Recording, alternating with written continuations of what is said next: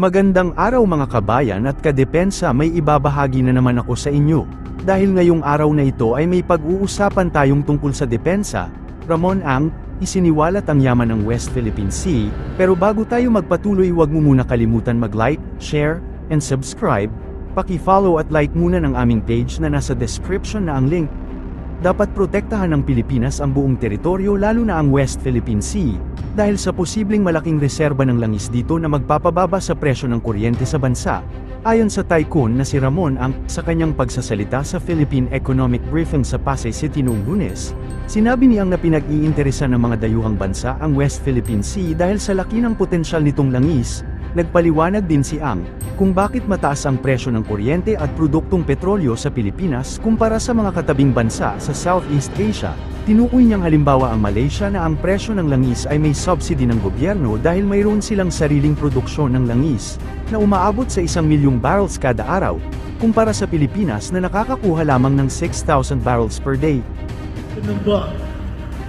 I'd like to share with our audience here today why is it the fuel prices and power prices in the Philippines is higher compared to our neighboring countries. As you know, San Miguel and Petron is in Malaysia.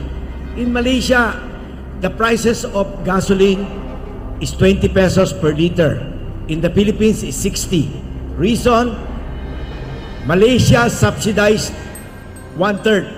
The other 1/3 is taxes. Philippine government impose taxes, and our neighboring countries don't impose taxes. But if you look at it on a equal basis, our prices, without the subsidy and without taxes, is even lower than Malaysia, Indonesia, and Thailand. It's also the same as power. Our power generation compared to our neighboring countries are lower, but we impose taxes on the power sector, on fuel, and we also don't subsidy. We don't give subsidy on power. That's why our power prices are higher. But if you are foreign investors that want to come to the Philippines, that is not a reason for not coming. You should come and put up your own power generating plant in your factory, which is very easy to put up. And Philippine government encourage all big energy consumers to put up. For example, if you want to put up your own nickel processing plant, you put up your own power plant. It's welcomed by USEC Marasigan. I think our country's market force compared to our neighboring countries are still subsidizing heavily on fuel and power.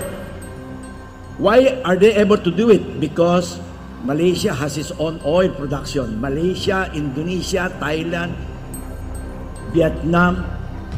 Our oil production is only 6,000 barrels per day compared to our neighboring countries average 1 million barrels a day. That's why they can put in subsidy. Philippines, we don't have oil, but we have a very big reserve in West Philippine Sea. That's why they are very interested on the Philippines. So let us not let go of it. We should protect our territory. Salamat po.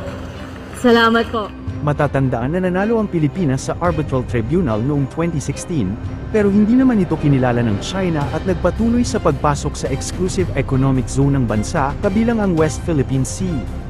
Para sa mas madaming update tungkol sa ating defense, abangan lamang ang aking mga bagong video. Para naman sa mga gusto magpa-shoutout, mag-comment lamang po at share, paki-follow at like muna ng aming page na nasa description na ang link. Huwag mo na rin kalimutan mag-like, share, and subscribe. Pindutin mo na rin ang bell para updated kayo sa aking mga video. Maraming salamat po.